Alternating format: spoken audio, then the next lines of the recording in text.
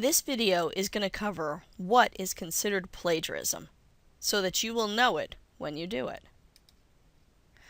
Plagiarism. Many students who are not strong writers or researchers end up being accused of plagiarism because they don't know how to summarize, paraphrase, or use quotes successfully in their papers. Technically, plagiarism is the act of presenting and claiming words, ideas, data, programming code, or creations of others as one's own. Essentially, taking something that you did not create and putting it forth as though you did.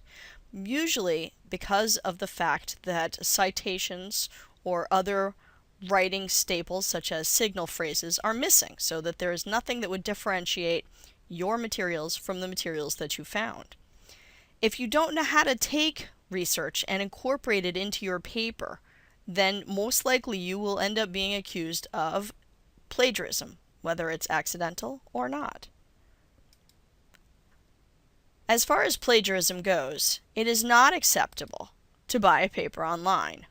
It is also not acceptable to reuse a paper you submitted for another class without permission, and it's the without permission part that is the most important part there. You may find some instructors will be okay with you using a paper for more than one class, though you may need to change certain parts of it.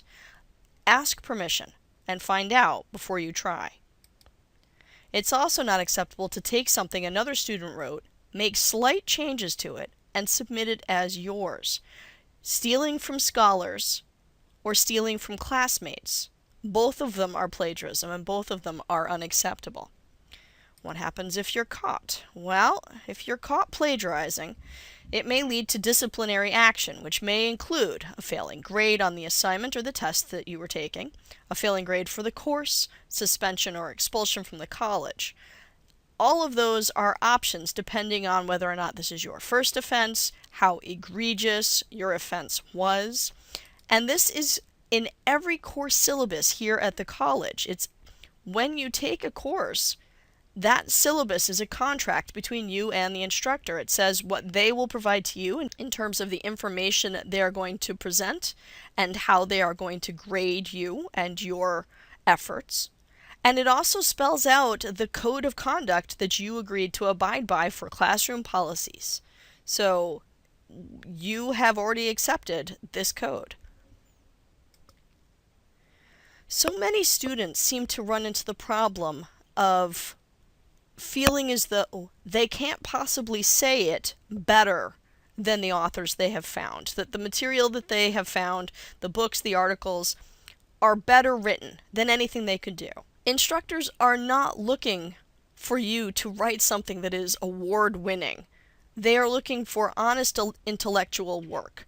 And honest intellectual work means that you will really think about topics. You will put forth your opinion. You will share your thoughts backed up by research when needed. They expect to hear something that sounds like you, and most instructors can tell when it is not you that they are reading. You have usually written several things for your class, or they have an idea of what level of writing you should be able to do, and when they get something that stands out, it usually stands out like a sore thumb. And they can tell because maybe midway through your paper, suddenly there are 2 or 3 sentences where the vocabulary and the sentence structure are more advanced. They are at sort of a certain nice, reliable level, and then all of a sudden, boom, they kick it up a notch, and now they're at a graduate student level, and it stands right out. Instructors can tell that's no longer you.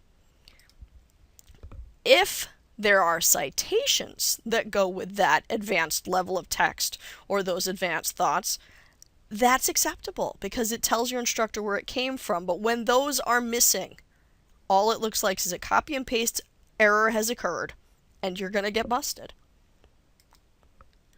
Using your sources, all right, takes a little bit of skill, a little bit of practice. These are not skills anybody is born with, and they are skills that need to be continuously honed and practiced. If you take materials, books and articles, and you copy sections out of them, paste them into your paper, and tweak them slightly, change a word here, change a word there, all right, or again, without citation, that is definitely plagiarism. You don't want to do that. You want to think of writing a paper as a bit like weaving. You're creating this tapestry that's got your thoughts and some research, and they mesh together so that there's not too much of one or too little of another, that they have a good ebb and flow. You need to be familiar with the materials that you're citing. You have to have read the book once through and glanced back at it a couple of times so that you really have it well internalized. You need to read those articles and know what the intent is behind the article. What is the author trying to say? So that you know the gist, you've got the basics, and you don't need to rely so much on keep looking at it, because the more you look at that article, that book, the more you're inclined to probably copy it or to sound or to model yourself after it, which will get you into trouble. So what does a good paper look like? What kind of a ratio are we looking at here? Well, obviously most papers are going to start off with what is your opinion? What is your thought? What information are you trying to present? And maybe then you read a book. So you'll summarize the point of that book. What was that author trying to say? And of course you would cite it.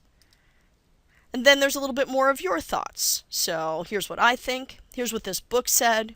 Here's how I feel about that. Here's what I think about that. Maybe there was a really great quote, an article you read, they had a perfect sentence, and you thought, that was just the point I wanted to make. Well, if you can't say it better, then use their words, and of course cite it. So now I've gone back to my thoughts. How do I reflect on that quote? What was the point of that quote? What was important about it? Follow that up with a paraphrase, right? There was a paragraph of information from a web page that you looked at, so you're going to grab that paragraph of information and sort of summarize it, right? So paraphrase it by stating what were its main points, what was the important items there. And again, cite it. And then you'd go a little bit more with some more on your thoughts. It's this combination of your thoughts, your information, your opinion, and the information you grab from other places with citations, with signal phrases. This is how you avoid plagiarism.